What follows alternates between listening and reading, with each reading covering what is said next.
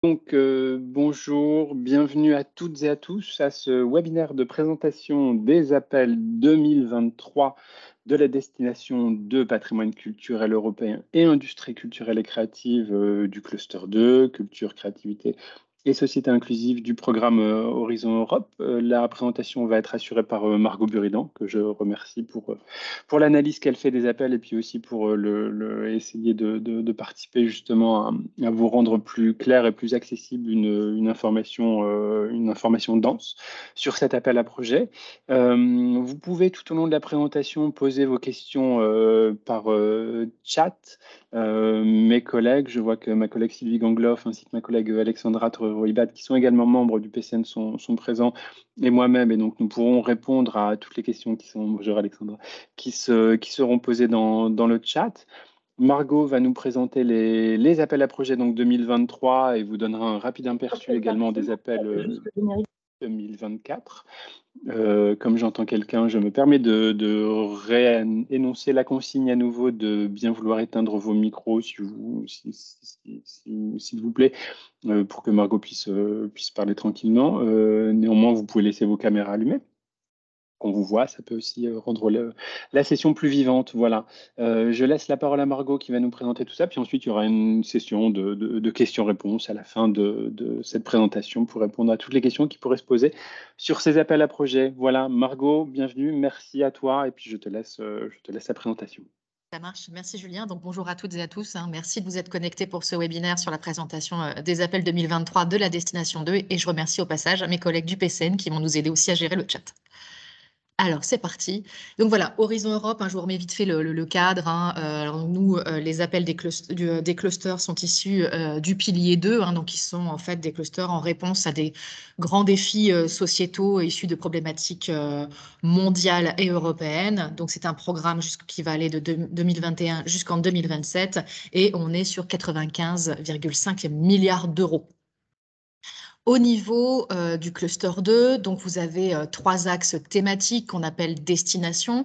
Donc vous avez la première destination qui est démocratie et gouvernance. Donc je rappelle ce que Julien vous avait dit, vous pouvez dès à présent revoir le webinaire qu'a présenté Sylvie Gangloff hier. Vous avez la destination 2, patrimoine culturel européen et industrie culturelle et créative. Et la destination 3, transformation sociale et économique. Le webinaire a lieu demain. Donc tout ça pour, on va dire, un paquet de 1,9 milliard d'euros pour financer ces trois destinations. Et voilà, je vous ai mis les deadlines au niveau des programmes de travail. Donc pour 2023, la publication officielle, ce sera autour de décembre 2022, pour après une deadline le 14 mars. Et pour 2024, la deadline sera au mois de septembre. Et notre programme de travail est de 524 millions d'euros. Voilà, hop. Hop, pardon, il y a eu un petit... voilà. Quel type de projets sont attendus au sein du cluster 2 et de la destination 2? Donc, on est sur des projets qui durent en moyenne 3 à 4 ans. On est sur une enveloppe budgétaire de 2 à 3 millions d'euros en général. Après, ça peut varier selon l'appel, mais c'est... voilà, c'est à peu près les chiffres. Vous avez trois types de projets. Donc là, vous verrez ça au niveau de l'appel, c'est toujours évoqué. Soit vous allez avoir un projet qu'on appelle des RIA, qui sont des actions de recherche et d'innovation. Des projets qu'on appelle IA, qui sont des actions d'innovation. Donc sur les actions de recherche et d'innovation, les RIA, on est plus sur de la recherche à la fois fondamentale et appliquée, avec des mises en place de solutions. Sur les actions d'innovation, on va être vraiment sur tester des projets pilotes, tester des solutions sur le terrain. Donc on est vraiment sur de l'appliqué. Et pour après, ce qu'on appelle les actions de coordination et de soutien, donc les CSA, on est vraiment sur, on va dire, des projets de mise en réseau. Alors, les projets du cluster 2 sont des projets collaboratifs internationaux. Donc, on a des consortia de minimum de 3 partenaires de 3 pays européens différents. Ce sont des projets interdisciplinaires et intersectoriels. Donc, quand je dis intersectoriel, ça veut dire multisecteur, donc à la fois des académiques, mais aussi des non-académiques, associations, partenaires privés, entreprises, syndicats ou autres. Le but, c'est d'associer les compétences et avoir des expertises complémentaires pour répondre correctement à la question. Donc, on est sur de la recherche fondamentale, participative et appliquée. Donc, dans le but de développer des pilotes, d'expérimenter, de renforcer le dialogue politique et aussi l'engagement citoyen. Donc, les résultats attendus lorsque vous répondez à un appel, donc c'est des nouvelles connaissances, des nouvelles ressources, la mise en place de nouvelles solutions, des services, de l'innovation sociale ou des recommandations politiques. Alors, ce sont des appels top-down, donc ça veut dire tout simplement que vous répondez à un appel qui est très prescriptif, dans le sens où il est déjà défini des impacts attendus avec des résultats attendus et tout un périmètre qui est défini. Donc, globalement, quand vous répondez à un appel du cluster 2, vous cochez la liste de courses qui est déjà établie par l'Union européenne. Et donc, voilà, il n'y a pas vraiment de surprise. Vous savez déjà ce qui est attendu. Donc, on est très, très loin du projet qu'on appelle du projet blanc. Donc, globalement, je vous ai dit, ce sont des projets collaboratifs transnationaux. Le minimum pour être éligible, c'est 3 partenaires, mais le plus souvent, dans les projets, on est à 7 à 12 partenaires. La participation de pays tiers est tout à fait possible.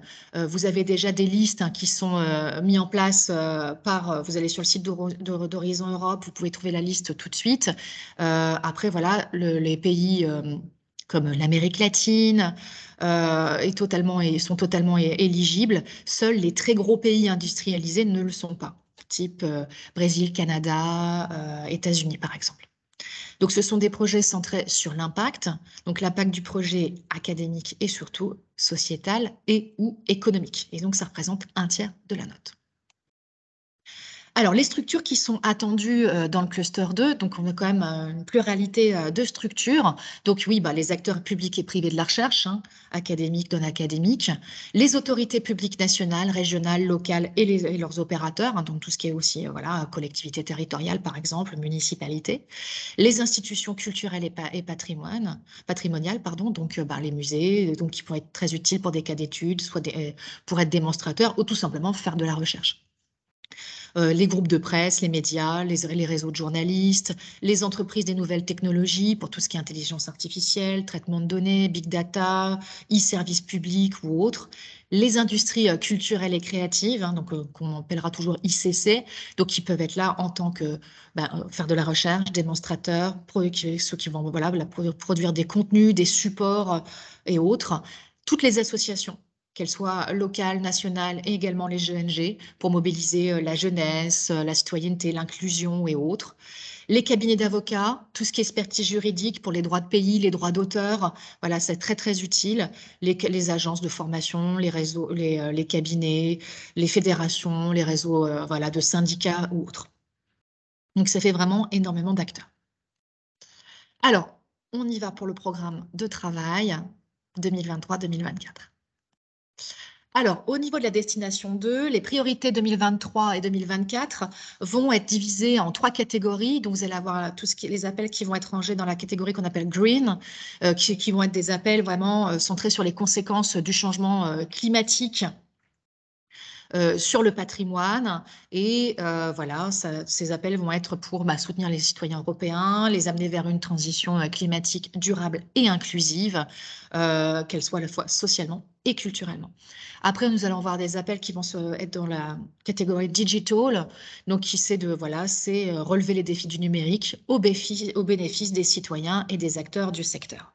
Donc tout ça aussi, il ne faut jamais oublier que c'est aussi hérité de la crise Covid, où on s'est rendu compte que il y avait une énorme fracture numérique parmi nos concitoyens. Ensuite, vous allez avoir les appels innovative qui sont plus centrés sur le patrimoine culturel, les arts, qui sont vus comme des clés des transformations sociétales et moteurs, on va dire, d'innovation socio-écologique et socio-économique.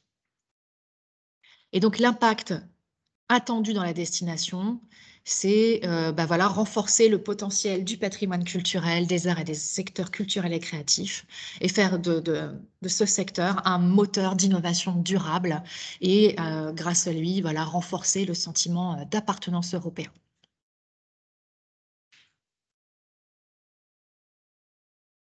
Alors, voici la liste des topics Heritage 2023. Donc, vous voyez, vous allez avoir 2 appels en green, un appel digital et le reste en innovative.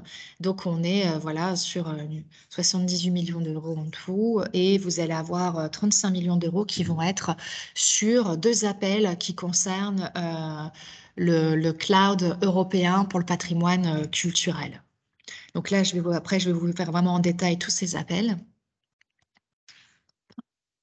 Vous avez aussi la liste des topics pour 2024, donc avec un appel sur le New European Bauhaus, un appel aussi sur les ICC et la transition climatique, un appel sur la transition numérique et les industries culturelles et créatives. Un autre appel sur promouvoir nos valeurs chez nous et à l'étranger via, on va dire, le patrimoine culturel et aussi un autre appel sur le capital linguistique européen. Et on sera sur 65 millions d'euros. Alors, les topics 2023. Alors, vous allez avoir un topic donc en green, hein, donc qui va être centré sur les technologies avancées pour la surveillance à distance des monuments et artefacts du patrimoine. Donc, on est sur une action de recherche et d'innovation. Le budget prévisionnel pour ce topic est de 12 millions et donc par projet, on sera entre 3 et 4 millions d'euros. Alors, le but de cet appel, c'est de mettre en place de nouvelles méthodes pour permettre de surveiller à distance nos monuments, le patrimoine, donc avec des technologies non invasives, transportables, afin de surveiller voilà, l'état de dégradation des bâtiments. Donc, méthode innovante de surveillance, donc non polluante, je vous disais, non invasive, et qui permettent de surveiller les bâtiments, mais aussi des matériaux en fait, voilà, qui sont conçus de manière low carbone et qui soient à la fois très efficaces. Ensuite, toujours dans la catégorie green, on va avoir un appel qui va être vraiment centré sur les industries culturelles et créatives, donc vraiment sur la transition climatique durable de ces ICC. Donc, c'est tout simplement voilà, aider les industries culturelles et créatives à comprendre tous les challenges et les opportunités qui s'offrent à elles par rapport à la transition climatique, mettre en place des nouveaux modèles commerciaux innovants pour les aider à passer ce cap, tout en recourant aux nouvelles technologies. Tout ça pour permettre aux industries culturelles et créatives européennes d'être moteurs d'une transition climatique durable. Alors, c'est vrai que c'est toujours un petit peu la dualité à chaque fois où on va être dans la transition climatique, mais aussi dans l'innovation technologique et numérique. Donc, faire en sorte aussi que nos ICC soient mieux préparés à s'adapter en vue des objectifs fixés du Green Deal en 2030. Et donc, sur cet appel, on est toujours sur une action de recherche et d'innovation. Le budget prévisionnel est également de 12 millions d'euros. Et donc, voilà, vous avez un budget par projet de 3 à 4 millions d'euros. Alors, maintenant, nous avons un appel en catégorie digital qui est sur la numérisation du patrimoine culturel. Quoi, comment et pourquoi. Donc,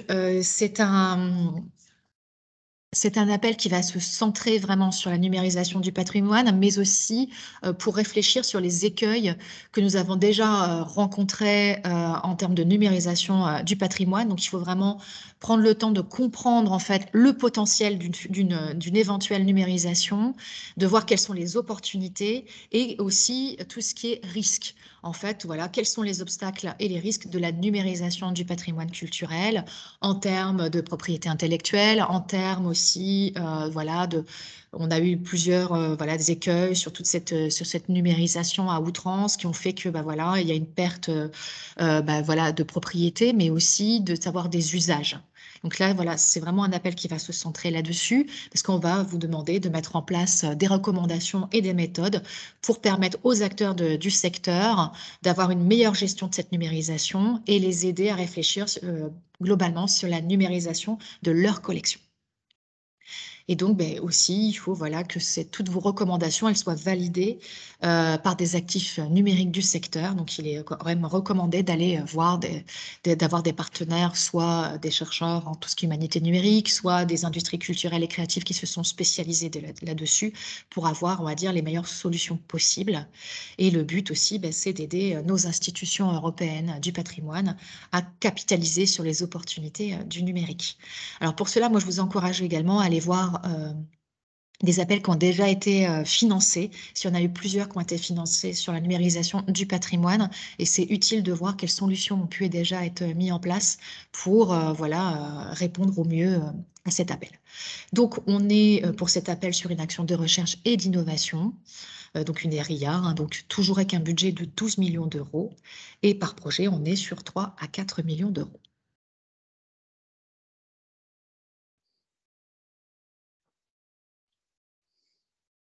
Alors, un autre appel, donc là, on va passer à la catégorie innovative.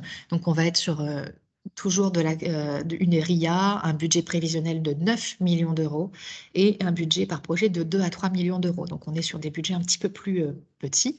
Et donc, là, ça va être un appel sur le patrimoine culturel et, on va dire, affronter le changement avec confiance via le patrimoine culturel qui est en constante évolution.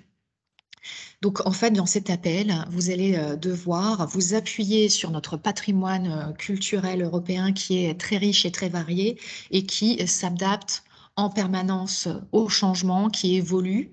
Et donc, en vous basant sur ce patrimoine en constante évolution, donc, il faudra élaborer un projet qui permette aux citoyens d'être plus résilients, de comprendre la nature évolutive du patrimoine et comment, voilà, via ce patrimoine, vous allez les aider à affronter, on va dire, les transformations, les changements avec plus de confiance.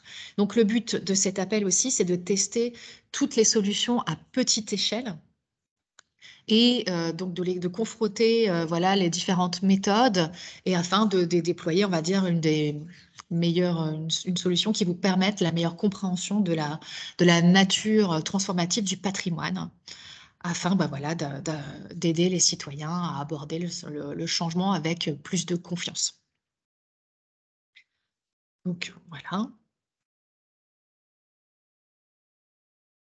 Ensuite, toujours en innovative, on va avoir un appel à projet qui va être plus sur, on va dire, le développement socio-économique du tourisme dans les zones rurales et reculées. Donc, on est sur une action de recherche et d'innovation. Le budget prévisionnel est de 9 millions d'euros. Et donc, on est sur 2 à 3 millions aussi d'euros par projet.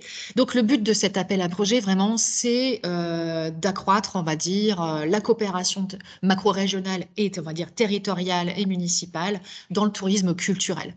Donc, c'est aider les territoires à développer le tourisme, donc avec des plans, on va dire, de développement économique des territoires ruraux et ultra-périphériques.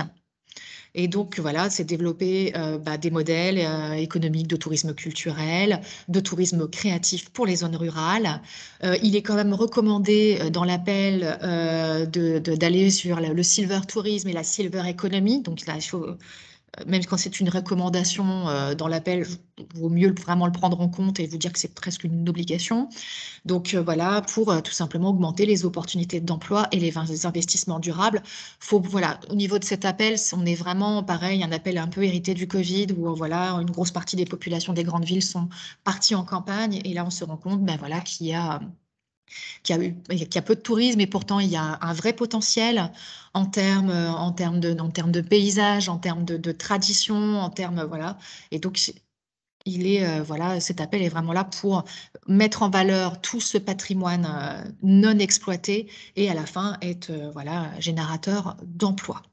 Et donc, il est quand même recommandé de mettre en place un tourisme qui favorise l'inclusion sociale, donc tout ce qui est création d'emplois, et aussi en prenant en compte les populations avec l'appui des collectivités territoriales, et voilà, renforcer aussi les capacités du territoire. Ensuite, on va être sur un appel à projet, toujours en ERIA avec un budget légèrement plus élevé de 12 millions d'euros pour 3 ou 4 millions par projet.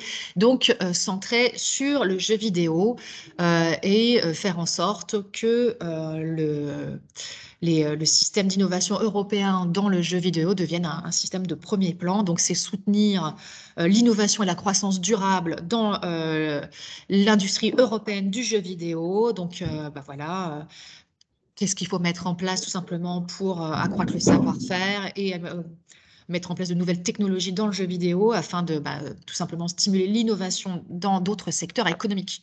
Donc, ça veut dire tout simplement voir ce qui se fait dans le jeu vidéo, voir tout ce qui est développé et comment aussi l'utiliser dans d'autres secteurs économiques pour insuffler, on va dire, voilà, que les jeux vidéo soient moteurs aussi au niveau du développement économique de d'autres secteurs. Donc, tout simplement parce qu'on a, on va dire, une industrie européenne du jeu qui est quand même florissante, qui a une belle croissance économique et qui crée pas mal d'emplois. Donc, c'est voilà, renforcer tout ça, tout en restant très inclusif dans la question du bien-être physique et mental et aussi la cohésion sociale et culturelle.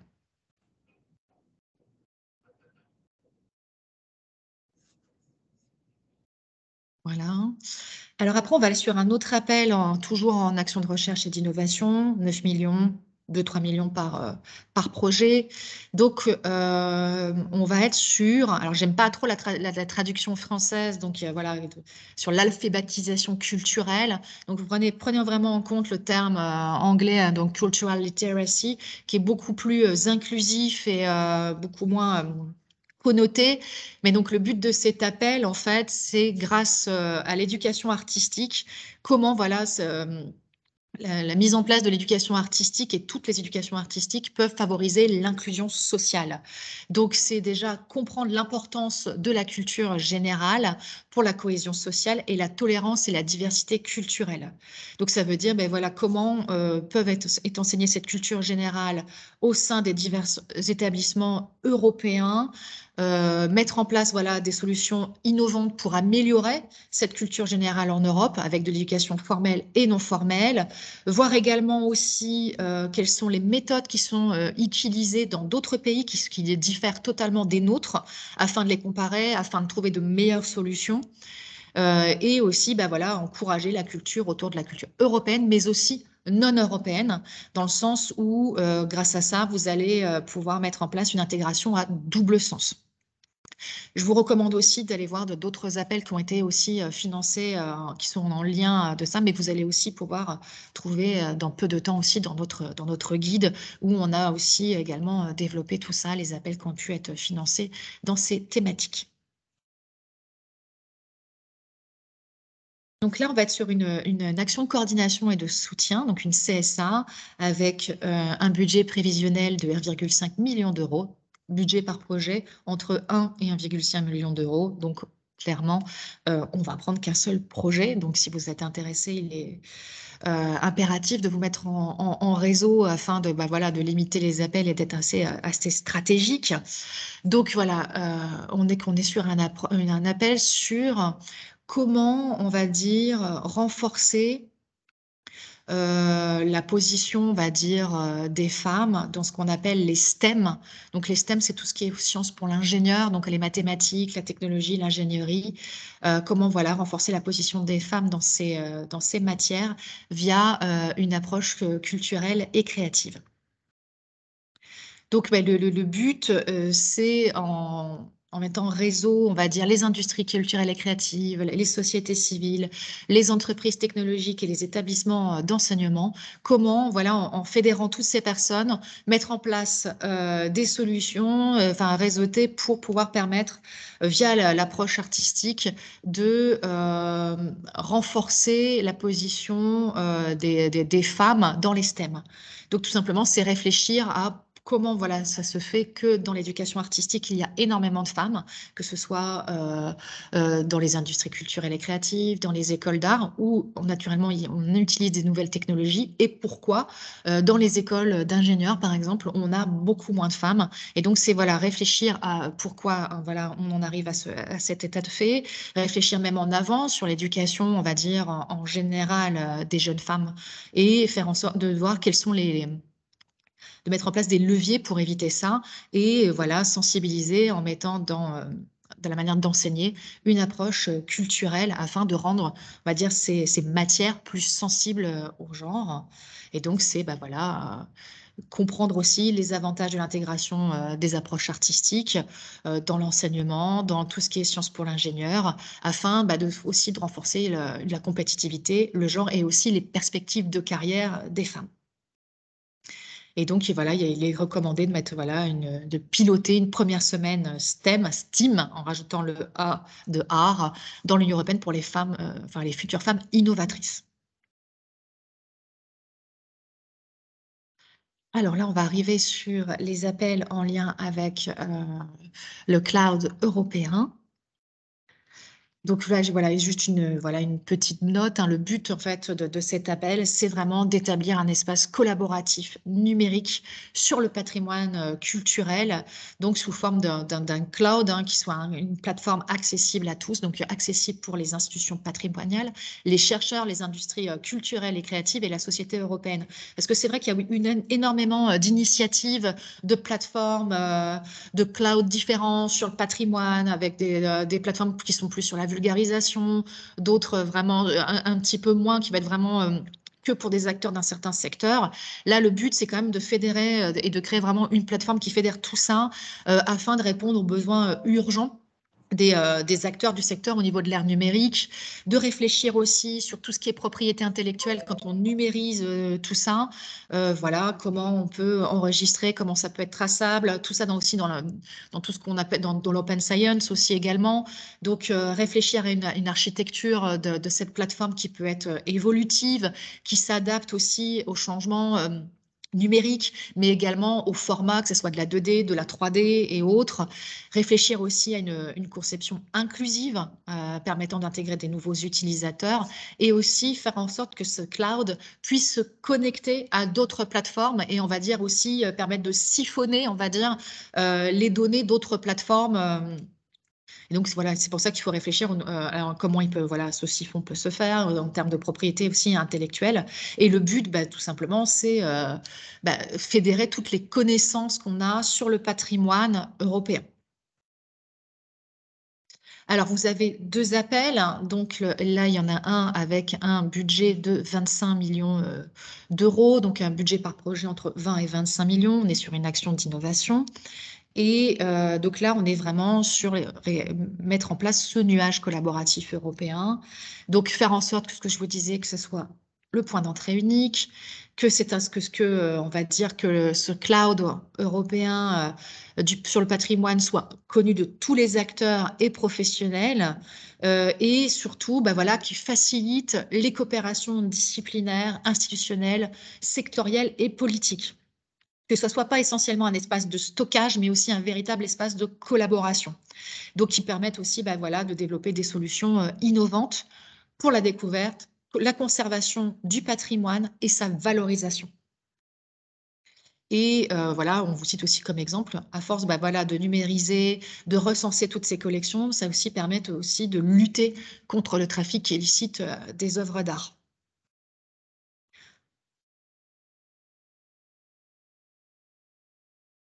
Ensuite, on a un autre appel sur le cloud, hein, qui va être un budget un peu plus modeste. Donc, on est sur un budget global de 10 millions d'euros et un budget par projet de 4 à 5 millions. Donc, on est sur une action de recherche et d'innovation. Et donc, cet appel, là, toujours sur le cloud, va se focaliser sur les outils innovants pour la numérisation des objets patrimoniaux. Donc, ça veut dire tout simplement mettre en place des nouvelles méthodes qui vont être utiles dans ce cloud pour favoriser la numérisation et la visualisation avec l'intelligence artificielle et mettre en valeur tout type de données, qu'elles soient 3D, 2D, et que en fait, tout ça en fait, puisse, que ce soit au niveau de la visibilité, que ça soit fluide. Et donc, voilà, c'est mettre en place toutes ces solutions. C'est aussi également fournir aux professionnels du secteur de nouvelles méthodes afin d'améliorer l'étude des objets du patrimoine culturel et les aider à plus facilement partager les données. Et tout ça en but de favoriser de nouvelles collaborations. Donc voilà, au niveau des appels. Alors, pour aller plus loin, je sais faire une petite, voilà, vous avez aussi, quand vous souhaitez devenir coordinateur et que vous êtes issu d'un laboratoire académique, donc universitaire, on vous recommande de passer par l'appel de l'ANR, MRSEI, donc qui est le montage de réseaux scientifiques européens. Donc voilà, vous avez un dossier qui est assez court, hein, mais on vous demande vraiment d'identifier l'appel que vous et de le présenter, l'identifier de l'appel que vous allez sélectionner, de bien le présenter et voilà de construire votre projet pour qu'on comprenne bien que il est bien en accord avec l'appel auquel vous souhaitez répondre. Et donc voilà, les projets vont être évalués sur vos qualités scientifiques, l'adéquation à l'appel visé et aussi les partenaires à envisager. Après, il est logique que tous les partenaires, voilà, si vous demandez une somme d'argent aussi, c'est pour pouvoir voilà, peaufiner votre projet, peut-être augmenter votre réseau de partenaires afin de mieux répondre à l'appel. Et donc, les projets qui vont être sélectionnés recevront une aide maximale de 30 kg et vous avez le droit aussi de prendre également un cabinet de montage, hein, mais la somme sera limitée à 10 kg. Et il me semble que le futur appel sera en janvier, si je ne me trompe pas.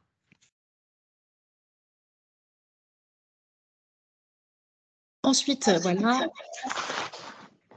nous avons...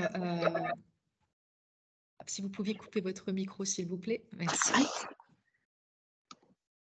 Alors, vous pouvez aussi demander de l'aide au niveau du PCN du cluster 2. Hein. Donc voilà, nous, le point de contact national du cluster 2, donc déjà, nous, on met en place voilà, des ressources en ligne, les résultats des appels, des fiches pratiques. Donc, je vous recommande vraiment d'aller voir. On a des fiches pratiques sur l'open science, quels sont les outils, les aides et les dispositifs qui peuvent vous aider à déposer, des fiches de présentation sur le cluster 2 en général. Donc vraiment, je vous encourage vivement à aller sur notre page et de voir dans notre boîte à outils toutes nos ressources en ligne. Vous pouvez aussi revisionner les webinaires, télécharger notre guide. Voilà, ça c'est toutes les ressources qui sont mises en ligne. Mais aussi, on organise aussi pas mal d'ateliers méthodologiques. Il y en aura aussi en janvier. Donc, sur différents thèmes, on en a fait sur l'impact, on en a fait sur comment répondre à un appel, comment aussi mettre en place son réseau et autres. Donc, ça, on en fait régulièrement. Vous pouvez également, via votre fiche, le lien Faites venir le PCN, nous pouvons aussi, voilà, en accord avec les établissements et autres, venir chez vous pour voilà, rencontrer votre communauté. Et aussi, voilà, n'hésitez pas à aller aussi sur les ressources du PCN juridique et financier pour avoir aussi des conseils voilà, sur la question administrative, juridique des projets. Et surtout, voilà, moi, ce qu'on vous recommande, il ne faut surtout pas hésiter, et c'est même plus qu'une recommandation, d'aller sur vos services quand vous êtes universitaire et en école aussi, d'aller consulter votre cellule Europe ou votre direction de la recherche. Donc, juste très rapidement pour vous dire, donc voilà, ce que c'est que le PCN en tant que tel. Nous, voilà ce que je vous disais, on organise des événements, on met en place des ateliers, on fait des sessions. On fait des sessions aussi sur mesure dans vos établissements avec des ateliers adaptés, des informations aussi ciblées. On met toutes les ressources hein, et également, on est là via une adresse générique. On est là aussi pour vous aider individuellement. Donc, il ne faut pas hésiter aussi à nous contacter via notre adresse générique. Et selon, voilà, si vous êtes plus sur la destination 2, ça sera soit moi ou mon collègue Florent Goiffon. Si vous êtes plus sur la destination 3, ça sera ma collègue Alexandre Torero-Ibad. Et sur la destination 1, plus ma collègue Sylvie Gangloff. Et on sera là pour vous répondre, soit par mail, soit par téléphone ou même faire une visioconférence. Donc voilà, le PCN SHS, donc avec Julien Tenedos qui est notre coordinateur.